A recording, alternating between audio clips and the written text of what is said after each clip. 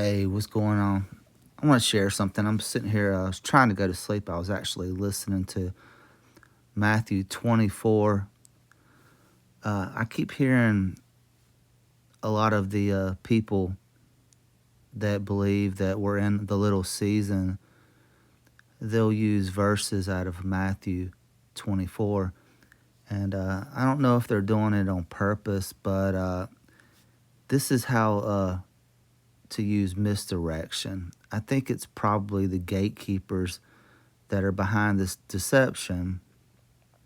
I just want to show you this is how the misdirection works. Okay, just follow me. You'll see exactly what I'm talking about. But we all know Matthew 24, the sign of Christ's return, when they're like, "Tell us, the sign of your return."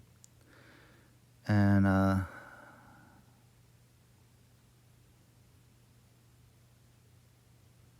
I'll just start. Let me see where I should start. I guess I'll start at 1. I'll skim through it a little bit, but I'll get to the verses that I'm talking about, and you'll know what I mean when I get there. But and Jesus went out and departed from the temple, and his disciples came to him to show him the buildings of the temple. And Jesus said unto them, See not all these things. Verily, verily, I say unto you, there shall not be here one stone upon another that shall not be thrown down. And as he sat upon the Mount of Olives, the disciples came to him privately, telling us, Tell us when these things shall be, and what shall be the sign of thy coming and the end of the world. Okay? So Jesus answered them and said to them, Take heed that no man deceive you. And these people, a lot of these people be like, they'll use that verse and kind of be like, well, take heed that no man deceive you, just to kind of get their point across. But anyway, it says, For many shall come in my name, saying, I am Christ, and shall deceive many. Okay, and that's pretty much the time we're in now. A lot of people are saying that they are Christ.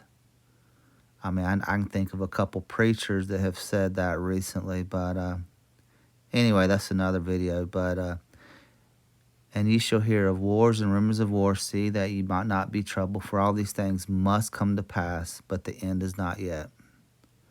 For nation shall rise against nation, kingdom against kingdom. There shall be famines and pestilences and earthquakes in divers places. All these things are the beginning of sorrows. So he's working up to the end. And he says, And they shall deliver you up to the afflicted, and they shall kill you, and you shall be hated of all nations for my name's sake. And then shall many be offended, and they shall betray one another, and shall hate one another. Also many false prophets shall rise, and shall deceive many. That's the truth. Okay, and because iniquity shall abound, the love of many shall wax cold. But he that endure to the end, the same shall be saved. Okay, and the gospel of the kingdom shall be preached in all the world for a witness unto all nations, and then the end shall come. So this is like one part right here, and this is leading through like the Great Tribulation, but then he goes back and forth, because, let me see, because we know it says in the gospel the kingdom shall be preached in all the world for a witness, and then the end shall come. We know during the Great Tribulation you have angels preaching the everlasting gospel of the kingdom. So that's happening during the time of the Great Tribulation. But anyway, I'm going to skip down. I don't want to make this too long. I just want to get to the point that I want to show you. You can read this, but the part that I'm talking about where people will say that we're in the little season because everything's already happened. Let me find that.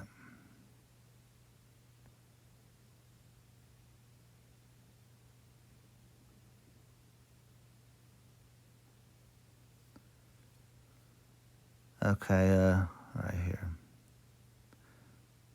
Verse 29, Immediately after the tribulation of those days shall the sun be darkened, and the moon shall not give her light, and the stars shall fall from heaven, and the powers of heaven shall be shaken. And then shall appear the sign of the Son of Man in heaven.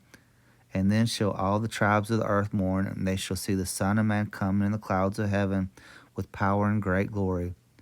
And he shall send his angels with the great sound of a trumpet. And they shall gather together his elect from the four winds, from one heaven to the other. Trying to think of where let's see. Okay, here it is right here. This is the Blue Letter Bible. I'm not used to doing this one, but I do like this one better. But okay. See what I just read? It's talking about the second coming, and then shall appear the sign of the Son of Man in heaven, and all the tribes in the earth shall mourn. But then he goes back a little bit. He says, now learn the parable of the fig tree. And this is talking about this generation of when this will happen. It's not talking about his disciples. It's not their generation. You see what I'm saying? But he says, now learn the parable of a fig tree. When his branch is yet tender and putteth forth leaves, ye know that summer is nigh. So likewise ye, when ye shall see all these things, know that it is near, even at the door. So when you see all these things coming right here, like the sun darken, the tribulation of those days, it says the moon doesn't give her light. When you see all of these things coming together, verse 34 says, verily I say unto you, this generation shall not pass till all these things be fulfilled. It's this generation that's seeing all of these things right here. Now, I've heard a lot of people, they'll be like, well, see, Jesus, they're asking them, when is the sign of the end? Okay, and then Jesus, they'll say, well, Jesus is telling them that this generation, like they'll try to say that it's that generation he's talking to, shall not pass until all these things be fulfilled. Well, if you read it a little bit, you clearly see that that's not what he's talking about.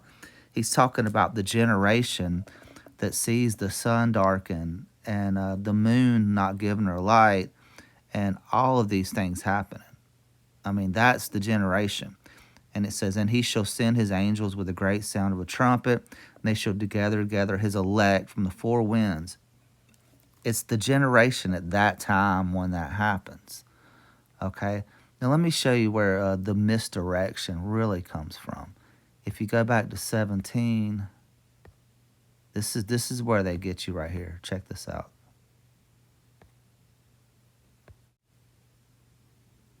Okay. It was right here, right in front of my eyes the whole time. But this is where people really get confused. Where in Matthew 24, where he says, this generation shall not pass until all these things be fulfilled. What they do is they'll throw, if you go to Matthew 16:28, Jesus is talking to him. He says, verily I say unto you, says, there be some standing here which shall not taste of death till they see the Son of Man coming in his kingdom. And they'll throw it in there and be like, see, he is talking to this generation. But see, this is where the misdirection is, because if you go to 17, Jesus is talking about, right here it says, then after 6 days, Jesus taketh Peter, James, and John, and these are who he's talking about that shall not taste death until they see this. But he taketh Peter, James, and John his brother, and bringeth them into a high mountain apart, and was transfigured before them, and his face did shine as the sun, and his raiment was white as light. And behold, there appeared unto them Moses and Elijah, talking with him. Then answered Peter and said to Jesus, Lord, it is good for us to be here. Let us make 3 tabernacles, one for thee, one for Moses, one for Elijah. While he yet spoke, behold, a bright cloud overshadowed them, and behold, a voice out of the cloud, which said, this is my beloved Son, in whom I am well pleased. Hear ye him. And when the disciples heard it, they fell on their face and were sore afraid. And Jesus came and touched them. But see what's happening right here? This is what he's talking about at the end of 16. He says, verily I say unto you, there shall be some standing here which shall not taste of death until they see the Son of Man coming in his kingdom. See, these three men saw the Lord and saw Jesus in his kingdom coming. You see what I'm saying right here? Look. It says they will not taste death, so they will not die until they see the Son of Man coming in his kingdom. That's right here where he's transfigured. I don't know if Jesus was if it was a vision or he actually took them up, but let me read it again. It says Jesus took them. Hold on.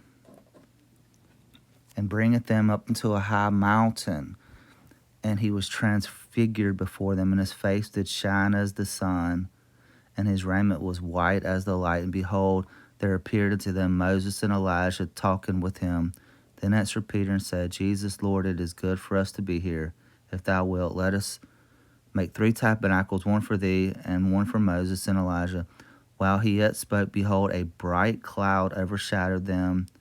That's the Lord coming in his kingdom right here. And behold, a voice out of a cloud which said, This is my beloved Son, in whom I am well pleased.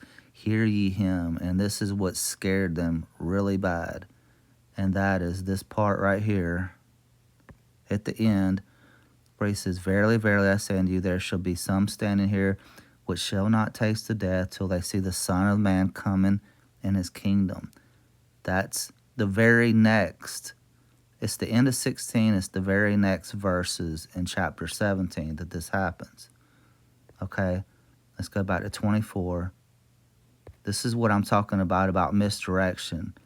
I mean, you can fall for this stuff if you don't really study. I guess like Paul says, study to show yourself approved, rightly dividing, being a workman, rightly dividing the word of truth, because you do have to rightly divide this stuff. Okay, here we are back at 24. Right here where he says, Now learn a parable of the fig tree. When his branch is yet tender and putteth forth leaves, ye know that summer is nigh.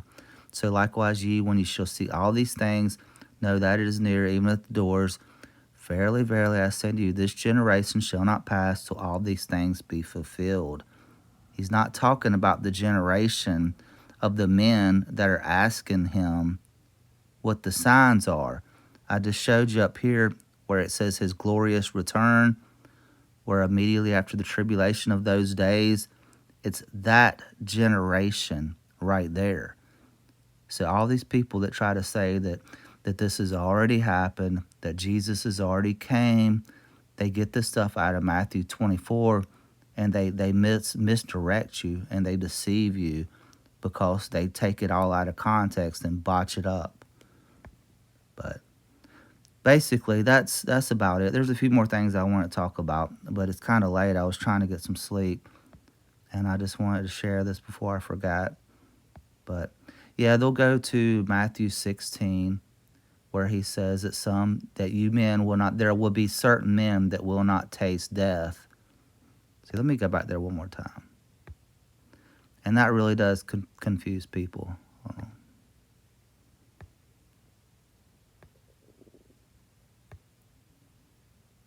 Okay. Because when they hear it, and then when they hear it mixed with Matthew 24, you know what I mean? It makes them think, well, maybe this, maybe he was talking about this generation, because he says, Verily I say unto you, there be some standing here. So there's going to be people that he's talking to that will not taste death. And see, that's where they think that they are the generation that all of this happened. But Jesus is clearly talking about the Mount of Transfiguration, where Jesus gets transfigured and that the kingdom comes in all of its glory. You see what I mean? And they'll put that with Matthew 24, where it says, This generation shall not pass until all these things be fulfilled.